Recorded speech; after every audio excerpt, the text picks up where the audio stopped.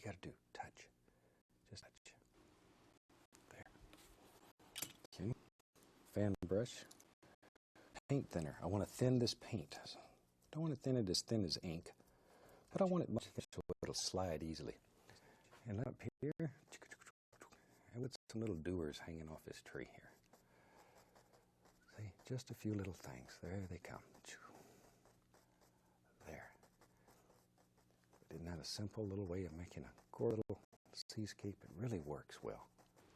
This is one that if you give to friends, they'll be delighted. All right. The other tree, he's naked back here. He needs something too.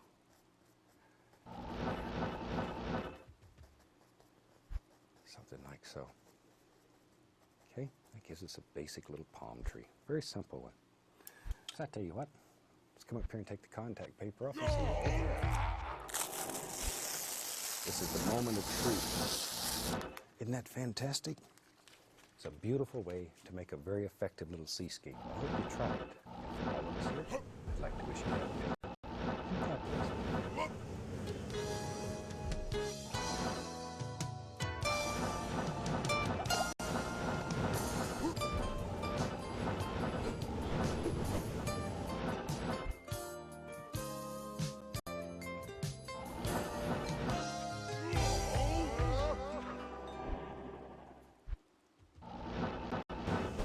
Hello. I'm certainly glad you could join us today, because I thought today we just had a fantastic time. So I tell you what, let's start out today and have run all the colors across the screen that you need to go along with us. While they're doing that, let me show you what I've been doing up here. I have my little 18 by 24 inch canvas, but you use any size that you want. And I've just taken black gesso, and I just sort of painted a little design. I thought today I would do a scene where maybe you're deep in the woods and walking through a path. So I just painted a basic design and idea on here with black gesso, and then allowed the gesso to dry totally. On top of that, I added a little bit of liquid clear. It's very small amount of liquid clear. And then we've taken a little transparent color, and I just made that from sap green, phthalo blue, and a little Van Dyke brown, and covered the entire canvas. So we have sap green, phthalo blue, and Van Dyke brown, and then a very thin coat. We put the liquid clear on there so that you just have to put a very small amount of paint. If you don't have the clear, it takes a lot of color to cover the entire canvas. Use it sparingly. One can will probably last you the rest of your life. It takes very little. So let's have fun today. Shoo, we'll take your old 2-inch brush and let's start out with some titanium white. I'm just going to put a little color into the bristles. Be right back. Be right back there, but at least a little touch of cat yellow. A little bit more. There we go. Very little color. Let's get out here. I want to have a light source coming out from here. So we'll start with this white with a little yellow in it. Just begin making little crystal strokes. Just like so. I love these little scenes where the light's coming from behind. It's coming from behind a tree or something. Just projecting through it. To me, those are so beautiful. It's unbelievable what you can do. Outward. But you want it to get darker and darker as it moves away from that light source. There. About to there somewhere. I am overburdened. And you can make this as bright as you want. So you could go back and pick up a little more of that same color and come right back in here and do it again. You can make it as bright as you want. Do it several times. There. It looks like there's a glow happening back here. Very lightly, we'll just brush it a little, take out the brush strokes. Sometimes when you're doing these, it's interesting if you want to put an indication of light, you can just put a little indication of light singing through the woods, wherever it happens to be. This is an excellent way to make those type of scenes. Just like there's a glow back in the big lantern. Just watch the brush. That's the fun part of all this. You just beat the devil out of it. Let's go into that same color. Take a little white and add to the same color that we covered the canvas with. This is just a mixture of sap green, blue, and Van Dyke brown. One is the brown and the color brown, otherwise it would be very bright. Just going to tap a little of that into the So just give it a little tap, a little push. Okay? Good day. Now then, let's begin thinking about little shapes back in here. So we'll just take this brush, use the corner of it, so just tap it. Begin thinking about how tree branches and stuff will be hanging over here. Just let it go a bit. There. Think about shape, though. All we're interested in is just the basic shape. Just looking for some good basic shapes. There we go.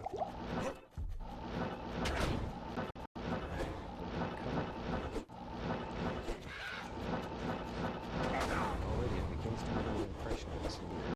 That's what we're looking for. Just layer after layer after layer of beautiful. So then we'll have a little path in this. When you do yours, maybe you want to turn that path into maybe a happy little stream or a little pond. Any of those things. You can do that very, very easily. There. Okay. Now we'll grab our lighter brush. We'll take a little pink thinner. Go right into that same color. Same identical color. It's also pink.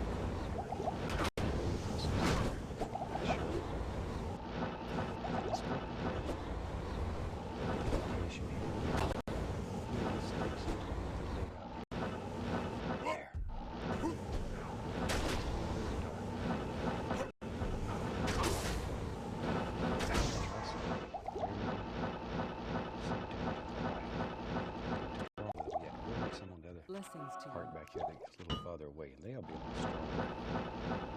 But initially, we want these to be very subdued. You almost can't see them. There. But we know that. If you have trouble making it flat, more of the paint.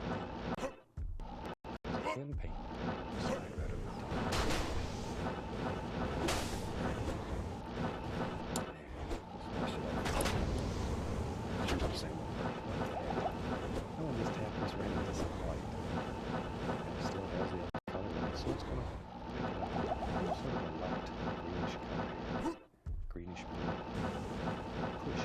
That little ridge right out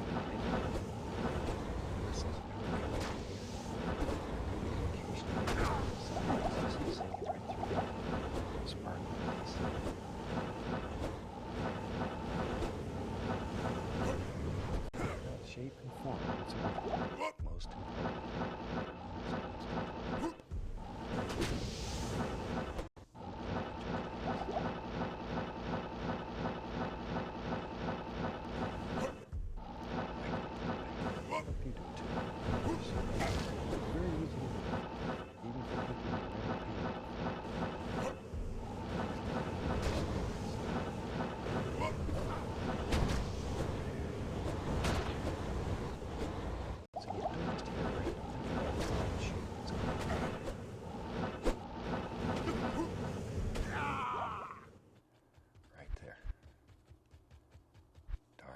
Darker back on this side. And just create layer after layer after layer.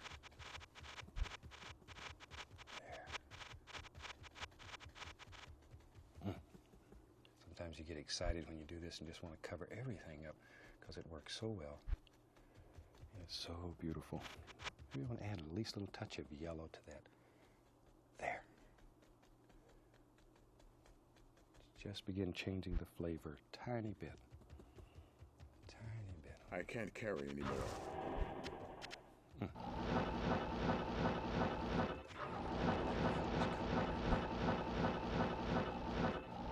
It is an honor to serve you. Okay. Because that's going to begin turning green now as it touches all the blues underneath. That yellow color is going to begin having a green cast to it.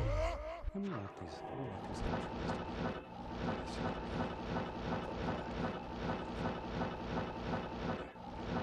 Look how deep that looks already, and you've done basically nothing. All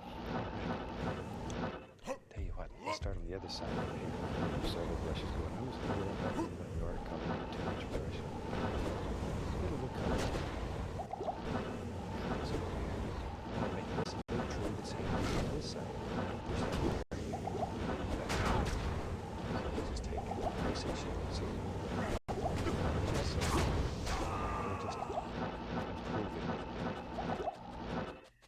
looks like there's nice limbs hanging out over it. Dark color against the white doesn't show up. That is spectacular. That's what makes your painting special. Bush here and there that hangs out. Easy to get carried away. Brush that has the lighter colors on it. And this time it's going to so we'll take some big black, some yellow, a little soft green. What the heck, that makes a beautiful green color. You sort of mix them up. That way you have a variety of things happening there. Not just one dead old color. Once again, push that brush. You can see that little ridge of paint. Super close-up shot right there.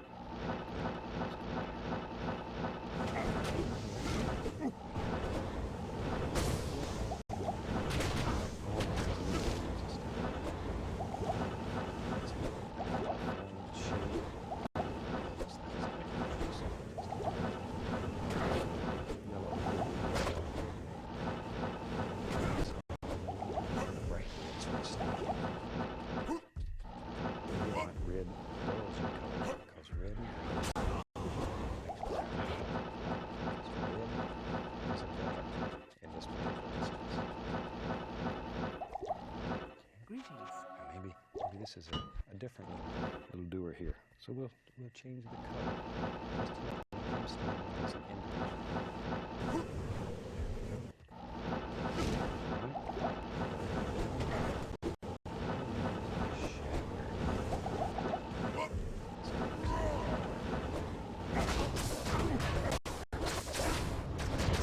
See these dark areas? They're very important. Don't kill all of them. If you kill all those dark areas, your painting is going to look very flat. You don't want that. Now then, there's a nice little bush that lives there. He looks out over the edge. You got the best view in the forest. There we go. A little more of that green color.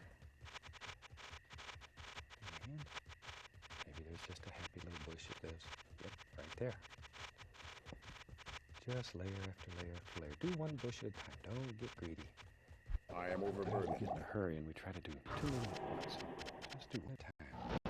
Each one's individual. Sure, if it helps, give them names. Joe. You know, give them names. Just make them up. All right. Time to start having some fun back in here. Good evening. Maybe. Just come right down in here. Some nice things I'm painting right here.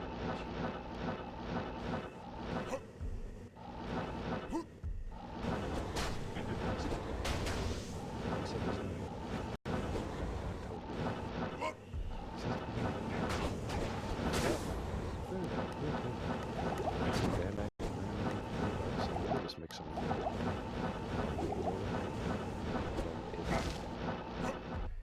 Let's go back here. Just very gently. Just begin to lay basic shape. And we'll just bring it up. You have to make some big decisions now. Where does your little path? He lives right along in there. Just have a good time. Take some dark sand and white.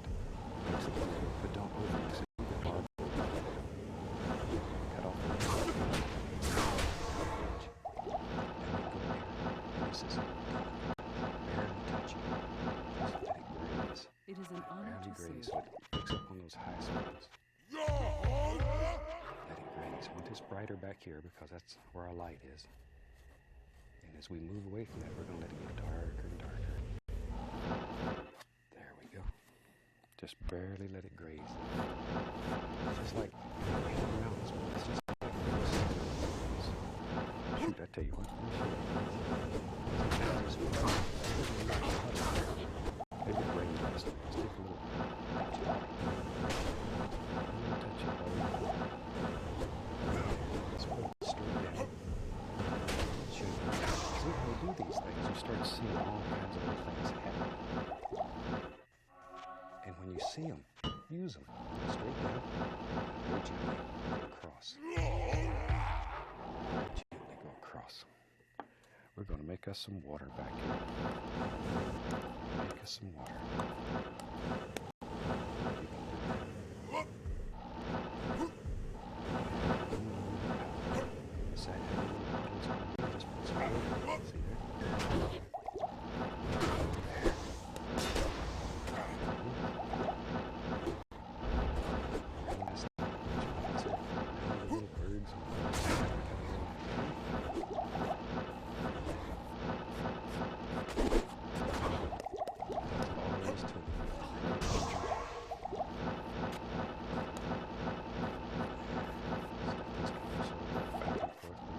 And then the highlights and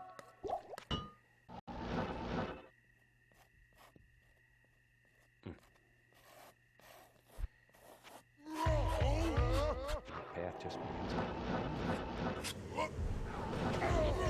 Push that path back a little further.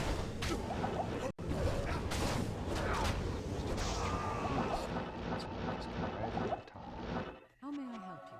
That'll push that path right back into the paint.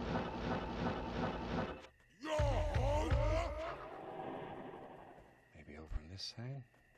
Just let that little bush go right.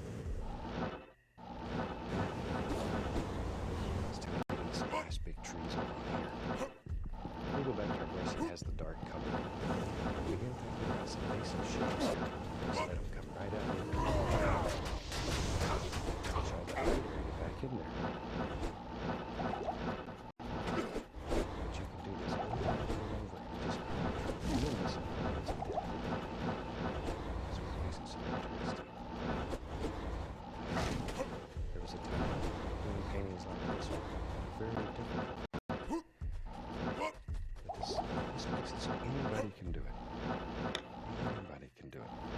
Go back to our brush for a minute.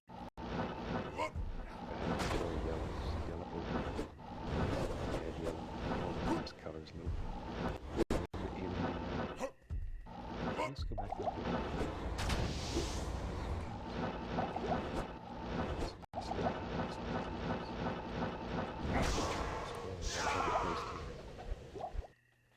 There we are. I can't carry anymore.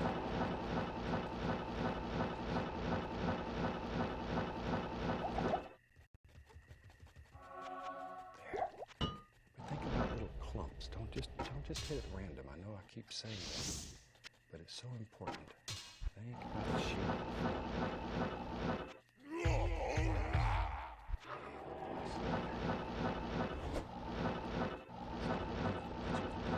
Two-inch brush. You'll just a little bit of practice. It doesn't take a good deal. Never paint it.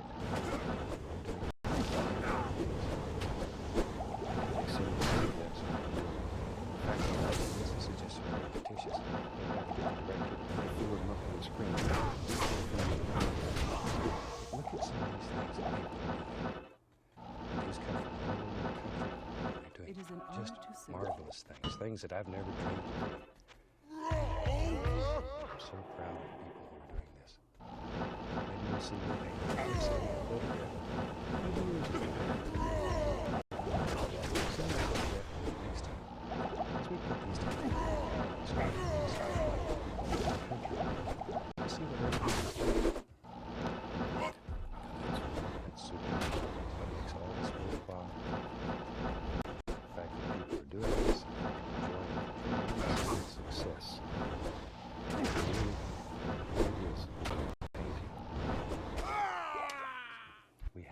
We have people here that go from age 4 to 94. Look at that. Isn't that super? And once again, some of these individuals had never painted before. And a lot of them have never had a lesson. They've only watched the television shows, and from the television shows, they've learned to create their own masterpieces. And once again, we get so many letters from people all over the country. This is a lot of the people that start this way and enjoy some success. Then they go on to colleges and universities all over the country or take classes from super hard instructors. And this is just their way of getting started. And anything that gets people interested in art is fantastic. Because it's one of the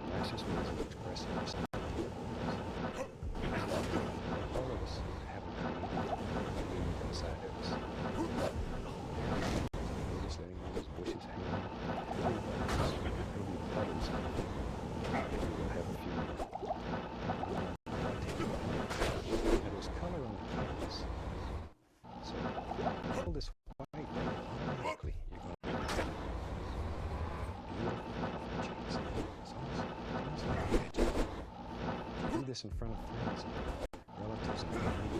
All of the canvas, they'll just be amazed at what's going on. All these beautiful colors just appear. Like a magician. I'll tell you what different. That's our secret. Now then you come right back in here and just Blessings to you. put in a little dirt wherever you want it. Wherever you want it. There we go. Maybe it comes right around like that. And with the old knife, it didn't take but just a second to drop in a little color.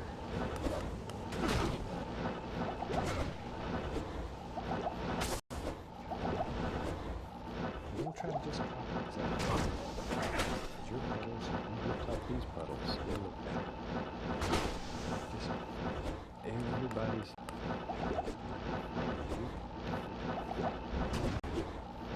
don't fight them. Try to teach you just want to teach you a technique and you lose some Good of the day. because you have some limited power. Everybody does, and you can do anything. All you need is just a little inspiration and knowledge and practice.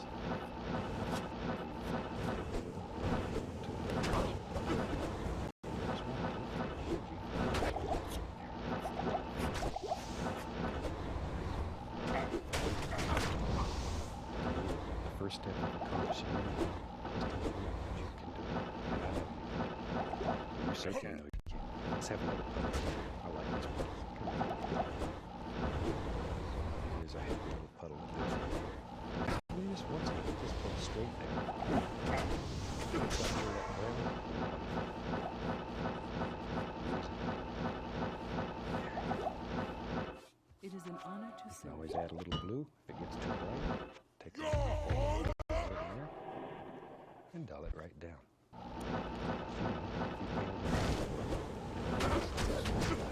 We have happy accidents because very soon you get into that fear of making a mistake. And it becomes fun. It really becomes fun. That's when you experience the life.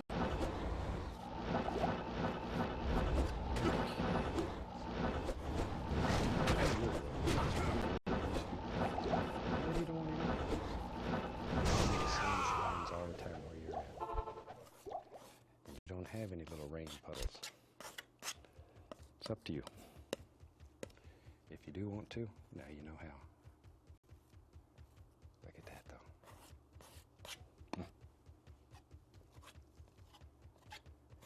And off we go.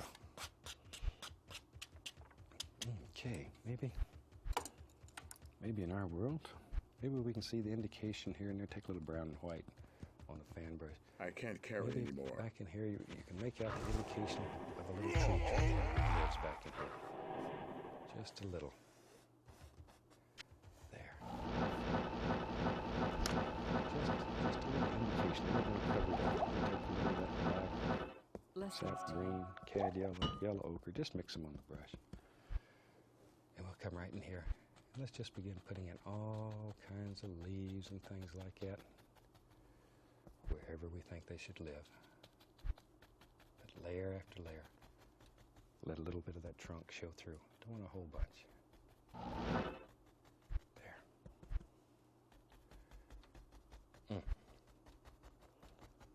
See, these are super little paintings if you've never painted before, because they'll work for you. There.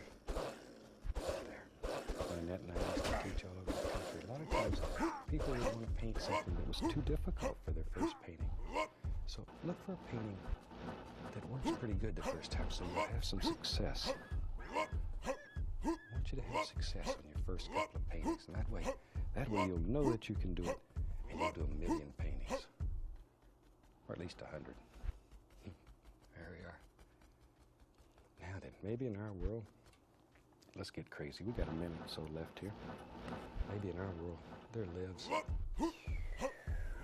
big tree. You know me and my big trees. We can see just the edge of him here. Maybe there's a big old root that comes out like that. There it is. Big old root. Just hangs around down here. Take a little bit of our brown, white, dark sand, touch it. This is just going to be the edge of the tree. There we are. Let it get darker and darker as it works back in there. Okay. Maybe. Find my brush. There it is. We'll brush with the greens on it. Now we can come right back in here and begin putting all kinds of little blues and highlights on it. A little paint thinner I'm going to add to my brush just to thin the paint so it'll stick right over this other color. There. See, just begin dropping all these little rascals in there. All right, comes one.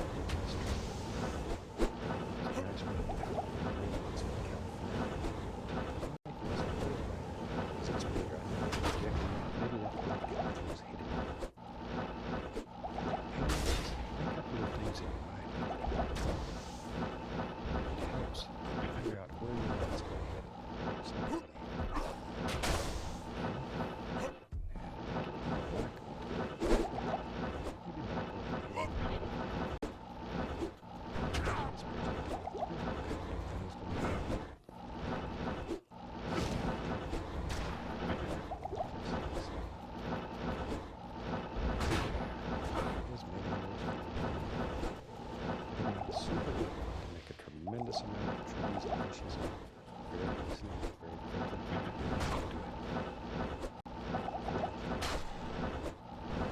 Touch of the yellow ochre there. Just this one stands right out here. Flames there. I am overburdened.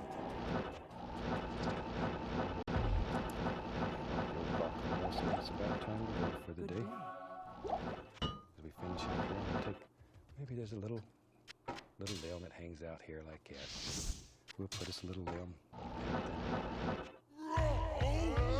Put as many or as few as you want on the tree. Just a few is showing. Just to show the old tree has it.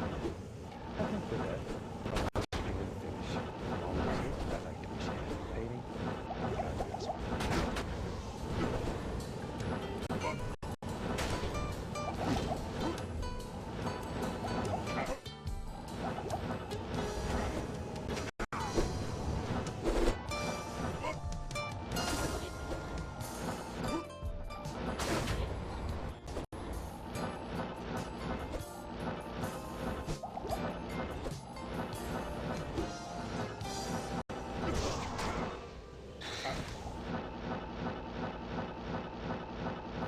Hi, welcome back. I'm certainly glad you could join me today. You know, we get hundreds of letters here at The Joy of Painting, and one of the things that I read over and over again is people want to learn how to do a basic face, just how to paint the human face. Well, I think I told you the story years and years ago when I was going to school that my instructor became a very good friend, and after a long period of time, he took me aside one evening. He says, "Bob, I want to tell you the truth. I want you to go out and paint bushes and trees, because that's where your heart is, and leave portrait painting to someone else." Well, I thought today I would bring that gentleman here. His name is John Film. He comes to us from Coeur d'Alene, Idaho, and he's one of the most fantastic portrait painters in the country. And he's going to show us today how just to do a basic figure, how to block a face, how to proportionate things that we normally do. I think he's going to show you a technique that easy you can do. John, we're so glad to have you. Thank you for having me, Bob. Good. I'm going to explain a technique called the wipeout technique. It has to do primarily with the surface that we're painting, which is a swab. Lag up here and down and create lights that are already on there, or apply paint, and then just simply subtract. Start Dave, just show the head. The head is roughly 8 inches high and approximately 6 inches wide. These are just all average dimensions. first thing that we do is find what's called the median line. That's a line that transverses from the center of the forehead right down through the nose, through the center of the lips, down the chin, down the base of the neck. And we can put that line anywhere we want to and be able to tip and turn the head in any kind of a fashion that we choose. Let's say we want a 3/4 view of the head on a tilt. The head is sort of an egg shape, like so. I can't carry anymore. If we cut through the center, that's roughly where the eyes are, the eye line. If we go halfway between that point and the base of the chin, that's where we find the bottom of the nose, this area right in here, which collects some shadow. Then if we go halfway between that point and the base of the chin, that's roughly where the mouth lies. Now you can see by just putting in some shadow areas in the eye sockets, this area in here, the nose is simply nothing much more than a wedge shape on the dark side. There's usually quite a lot of shadow collects right underneath the lower lip. So what we're doing is finding those shadow areas, and then we'll come back later on and start defining features. So what we want to do is find these shadow areas and make this head begin to have some three-dimension. So I'll play the devil's advocate here, John, if you don't mind. Basically what you're going to do is apply the shadows first and then pull the highlights out. Is that correct? That's right, Bob. If we come back in here with the rag and establish a light source first, we'll say that the light is going to be coming from this direction. I'll make a little arrow up here so we don't forget what side the light is coming from. Well, that means that then we can come back with the rag and find some light that lit on this cheek over here. A good deal of the forehead would be cast in extreme light. This lip on this side, the plane, and then down here on the chin. It's fascinating that you can do with a rag what most of us work so hard to do with a brush. And so someone at home doing this needs only a minimum amount of equipment, is that correct? Well, it's a quick and simple method that really requires very little in the way of tools. As you can see, I'm primarily working with just two sizes of brushes, one smaller one and a larger brush. And these are bristle brushes that you're using? Right, just oil painting brushes. This is a 1/2 inch brush, this is a 1 inch brush. We'll come back and establish the lips. The lips really are nothing much more than a couple of triangles that are then hooked together a little bit here. We'll find some more light that would hit on the lower lip. Generally speaking, the upper lip is in shadow. The lower lip has some light cast on it. Then back to shadow again for underneath the lower lip. But just by putting that highlight and a little shadow in there, John, I see a lip there. It's beginning to develop. Now let's find the eyes. There's roughly the distance of an eye between the eyes. If we were to determine the width of the eye, it would take up an area about like so, Bob. And the same with this one. And then the width of an eye in between. We can come back with the rag and find the highlight that would come down the plane the plane of I the am nose. overburdened.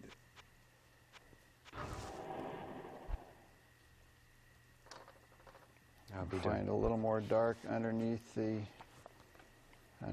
nose, right in this area.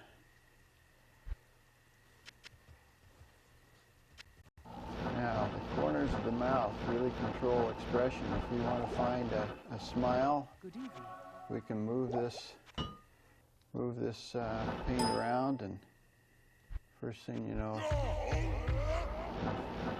we've established a trace of a smile here. Well, what I see here already is, you know, I'm always telling people when I'm painting that we don't make mistakes. We have happy accidents. And it looks to me like there's nothing that you can't correct, change, fix, move, shift in any way that you desire on this. The most flexible way that I found to work. A big disappointment for me as a student was that I did what I felt was a good drawing started, and then maybe I wanted to change it in some fashion. And the surface that I worked on was usually a gesso surface that was absorbent. And once the drawing was down there, there was no way you could shift or move or change it around. Now, understand, the paint would stain the canvas, and you were stuck with that. Right. Not with this method. This method allows change at any point. Well, could you use this method to, say, paint animals? Sure you could. Use it to paint anything. Even landscapes, Bob. Oh. Maybe in one of the shows in the future, we'll get you back here and have you do a landscape with us and show how you would use this to do a landscape. Or maybe one day you'd come back and paint like the little owl that I had on one of the shows earlier. Sure, that'd be fine, Bob, and I enjoy that. This to me looks like the sepia-tone photographs that I remember when I was younger, and I think they're still doing them a lot around the country, where you have the brown tones. Well, I I'm like working this. with a limited palette here, primarily burnt sienna It and is an raw honor to umber, serve you. and that's why it has that look about it. I love this effect. As I say, it looks like the old type photographs to me. I still have some of those of my family from years and years ago.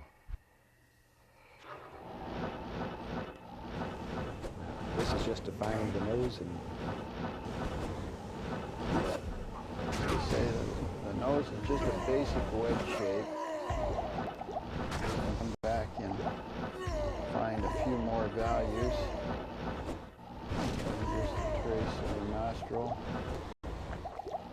well, I remember when I was trying to paint heads like this, the nose always seemed to be the thing that I had the most problem with. Is that normal? You know, the nose is a difficult area. It has to line up properly. This is the key to the whole thing, this median line that goes right down the center of the forehead, which has pretty much disappeared. Now you can still see traces of it here. So everybody seems to have this problem with the nose. I wasn't the only one that's Hello. No, plagued with that. You weren't by yourself, Bob. seems like I remember one artist that had trouble painting ears, so he just removed one. Old Vincent. You know, I had talked to him about maybe doing a portrait of me, and he said, well, that would be a little bit too simple because all you have to do is paint a Brillo pad and put eyes in it. I wasn't going to tell that story, but I decided I would. I'm going to tell on you. Couldn't restrain yourself, could you, Bob? Just paint a Brillo pad with eyes.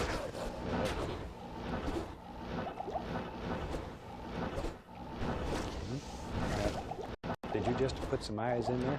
Yeah, now we've shifted to a darker color, to burnt sienna. We'll rough in the hair.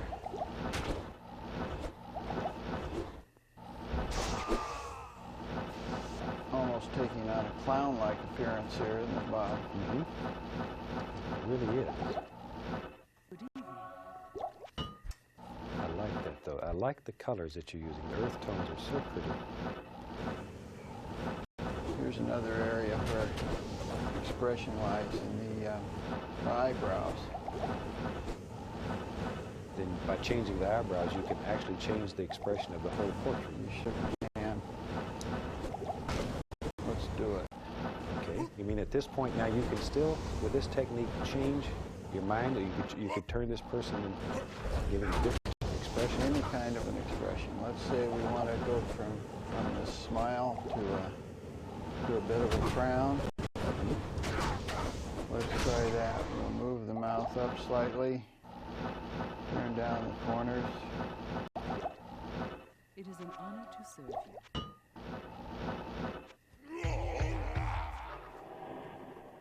Yeah, he's looking meaner already.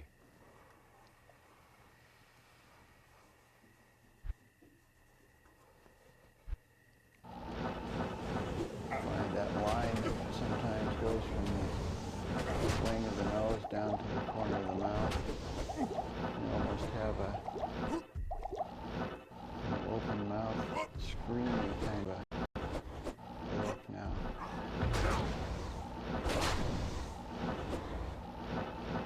Change it again by moving this lower lip up. Now you're literally pushing that paint with your finger. Just moving it around with the finger and rag.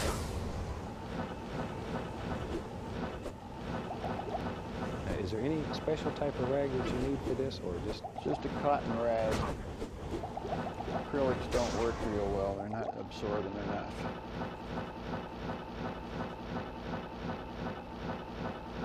And that little turning there just made the end of the nose. Right. If you want to start defining the eyes, we can pull a little light out and then find that upper eyelid that cuts across the eye.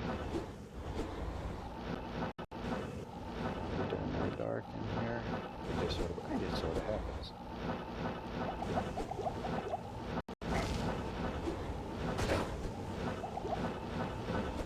You're making me believe that I can paint portraits again. I have to be Sure you could, Bob. give this a You try. always could. Anybody can. It's the foundation of the thing is finding the major planes of the face and the proper placement of the features. And by dividing it the way you showed us at the beginning, Just pretty simply much find that median line, find the eye line, the base of the nose, and the mouth. All there is to it.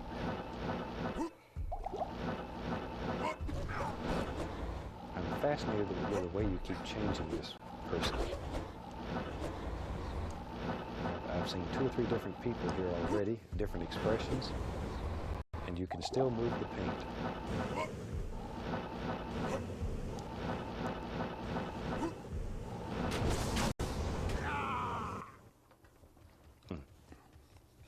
We can also continue to change the lighting effect. If we want to cast this whole side in more shadow, we come back and apply more paint, smooth it around. Now this sort of looks like Rembrandt lighting, where one side of the face is almost totally in shadow and the other side is quite bright. Chiaroscuro lighting is what it's called, or Rembrandt lighting. That may be one of my favorite types of lighting. I like to see photographs done like that.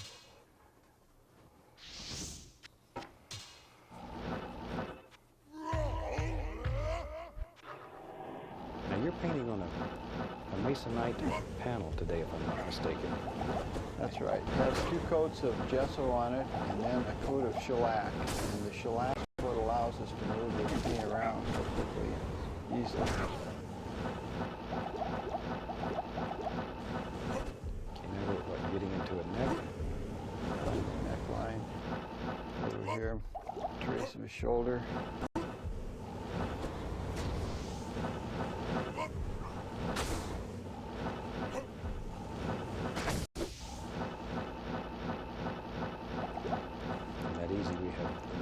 Basis of the neck. Try to find this depression that's right in the center of the rib cage right here. Do you have to have study or a good knowledge of anatomy to paint portraits, or can you just learn this and just work at it? I am over overburdened. It helps to understand anatomy, but it's not absolutely necessary. If you know these basic divisions, the placement of the eyes, the nose, and the mouth, simplifies things greatly. So then a person who does not have an extensive knowledge of anatomy can be a pretty good portrait painter. Understand, of course, it is better. Portraiture is a specific approach to painting the head. And before you can do specific work, such as portraiture, you really should do a lot of heads in just a kind of a general way, working from memory and your imagination. Well, now, do you prefer to work on like a photograph or to have a person actually sitting there? No, I'd really much rather have somebody sit for me than use photographs. Even though that they're moving, you can pretty well work with it. Right. What'd you just do to the eye there? All of a sudden that eye is beautiful. I picked out the light that's on the upper lid. Now we can come back and put some dark in above that eyelid. Refine the eyes. Find just the... We don't want to outline the eyes, but if we can find that where that lower lid would be, we can come back and pick some more light out in here. Is there a big difference in painting adults and children, or is it pretty much the same? Well, the basic approach is the same. The dimensions of the head are somewhat different. Child's head is more round? More round, wider. The relationship is not so long and wider. I understand. And the compression of the features are all pulled in tighter together.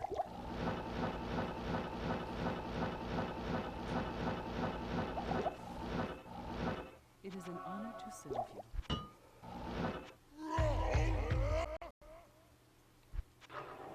Okay, now this will do what? This defines the mouth? There again, we don't want to just draw a one line for the mouth. Find the corners of the mouth. There's usually more darkness in this area right in here in the corners. And there again, that's the area that defines the expression. And by changing the corner of the mouth, you could literally change the expression on a figure from your painting like that. Right. Another method for removing paint besides rag is a dry brush like this. I think you do this sometimes, don't you, Bob? Right, where we use a dry brush to pick up excess paint. Pick up paint and move it around, pull out I can't areas, hear find lost and found lines.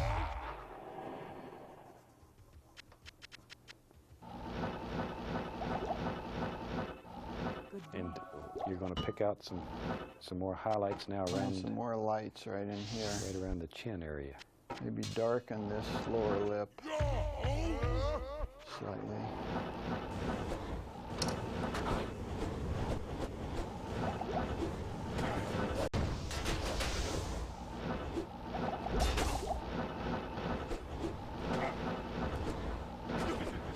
The eyes are a bit too close together. We can move things, just start shifting things over.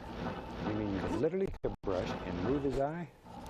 Just move things in the direction that you want them to go in, and then come back and reestablish things again. So you're serious when you say you really can't make a mistake with this. It's a very flexible approach. Well, this is the way I have to paint. I need room to make an error now and then, and it just doesn't leave a major catastrophe. This is exactly the kind of painting that I'm looking for, and I know a lot of people who watch the show like to be able to be flexible and to move, change their mind, and to just really enjoy it. And I think this is very adaptable. This might be for them. I have to mention, John has a gallery in Coeur d'Alene, Idaho, that's named as Catholic. And John has mentioned if anybody ever stops by Coeur d'Alene and you're there for the tours or enjoying the scenery, stop by and see him and look at some of the works that he has on display. I think you would enjoy immensely seeing how versatile this man is and what he can do. The gallery's open most of the time, and just stop in and say hello and spend a little time with him. You might even talk him into doing a portrait on the spot.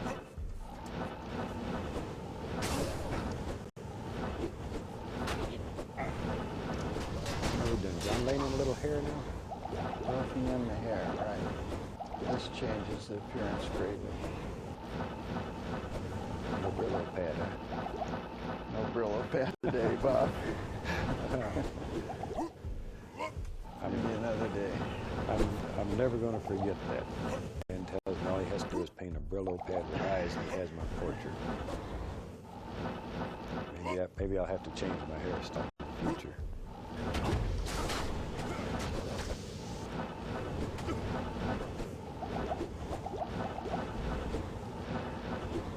That is really something. I'm so impressed. See how that hairline changed things, Bob? It looks like a different person. Yeah, it is a different person. Honor to serve you. Just with a few strokes.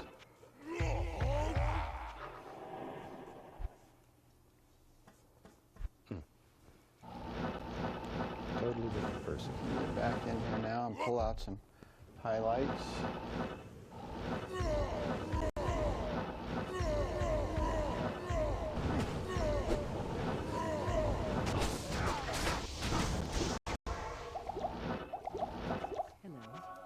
And you're still just using the rag and lifting paint off. Right.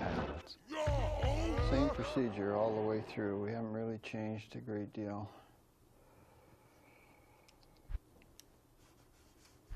Now, if you were going to turn this into a portrait that had all the colors and etc., how would you carry that out? Just dry, of course. Let this dry and then come back and carefully match up the tonality of each of the areas. Find the light side of the face and the half tones. By half tones, I mean all those mid-range values, and then the darks, and just apply those colors right over the top of this when it was dry. But John, I have to tell him, you know, years ago you painted a portrait of Steve for me. Oh, I remember that, yes. Steve was in the 5th grade, and that's back when he was only about 4 foot tall. He's now 6'5", as everybody knows. That's son of a guns. He grew up on me. But I still have that portrait, and it's in my collection of art. It's maybe one of my most prized possessions. I think it's absolutely spectacular. Would you have any objection? Maybe in one of the later shows I would bring that in and let everybody see it. I'd be delighted, Bob, if you did that. I think people at home would enjoy seeing what you can do with this if you just continue on after you have your basic wipeout done. And as you were saying, begin adding the colors in.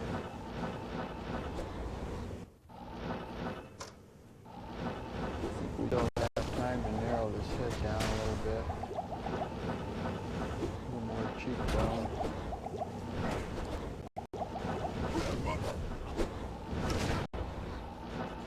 And even at this stage, you can still change. Still add more paint or subtract more paint. And you can do that all the way through. Are you still teaching classes, John? Occasionally, Bob.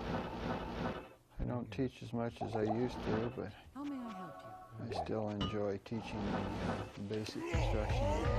Well, we're getting close to being at the end of the show.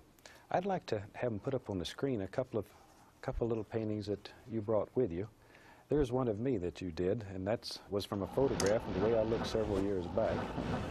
And this one, you went ahead and put all the colors in. This is a sketch of a lady. Done in the same technique as this. Here's a fellow. Looks like he had a rough night. And this is my favorite. This is a beautiful, beautiful portrait here. I really like this one. John, the old clock on the wall tells us it's about time to to shut it down for today. I really and truly enjoy being here. I thank you very much for sharing with my friends. Fantastic technique. I look forward to seeing you again. From John and I'd like to wish all of you happy painting and God bless.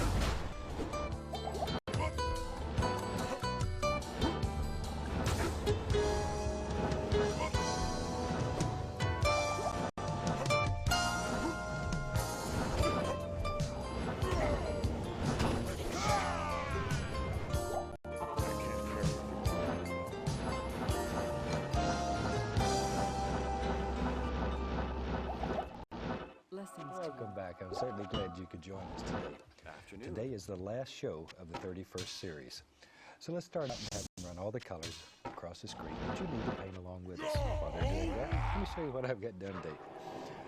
Today I've taken my standard old canvas, and I use an 18 by 24 inch, but you use whatever size is convenient. And I've taken a little book engraved so in a foam brush, just a disposable foam brush, just sort of painted in a little scene.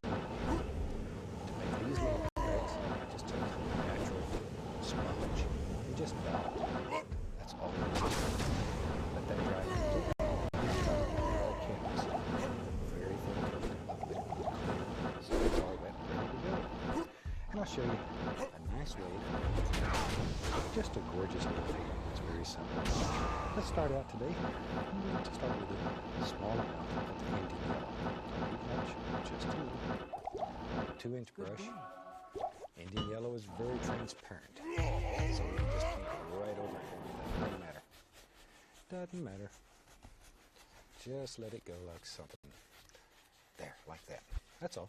Moving on. Touch of yellow ochre right above it. Just to change the flavor a little bit.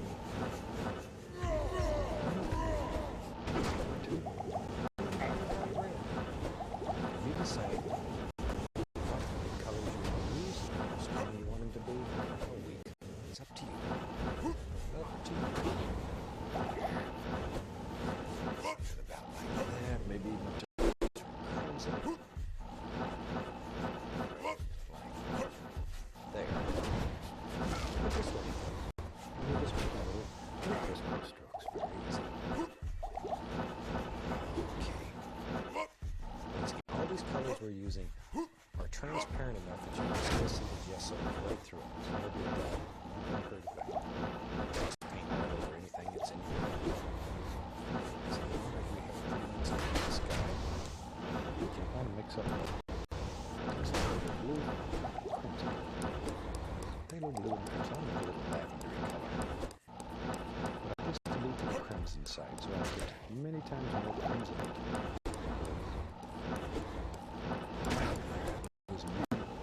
Much stronger.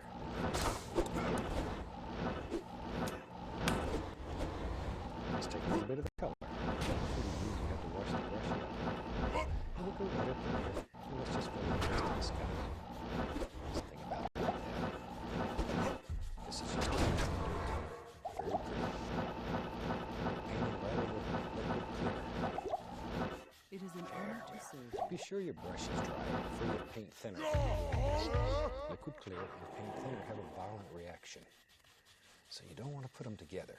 Be sure your brush is as dry as you can possibly get it. Okay, maybe just a touch more of that. I like it.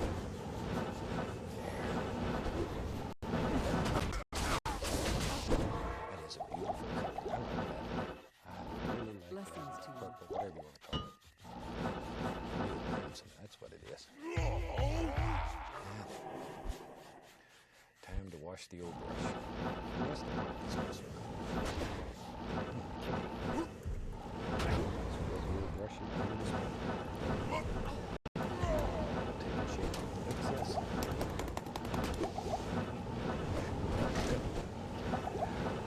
Let's add some white. Let's take a little bit of titanium white. I'm just going to tap a little right over the brush. That's all I'm just doing. Just tap. Let's go. Start right out of this one. That titanium. Begin working out. The titanium is very opaque. It's very opaque. But when you have it this thin, It's thin enough to still let a little bit of that show through. There. See, we can pull it like there's sun rays coming through. There we are. Just like it. See, it just gives the impression that there's a beautiful glow going on back here. Okay, wash the old brush off. Get it good and dry. Now then, let's have some fun down here. That's about all I'm going to do for the sky. I want this to look like it's just bathed in light. It'll give that impression that easy. Okay, now then, down in here, got to decide what we're going to do. Oh, we got some of that lab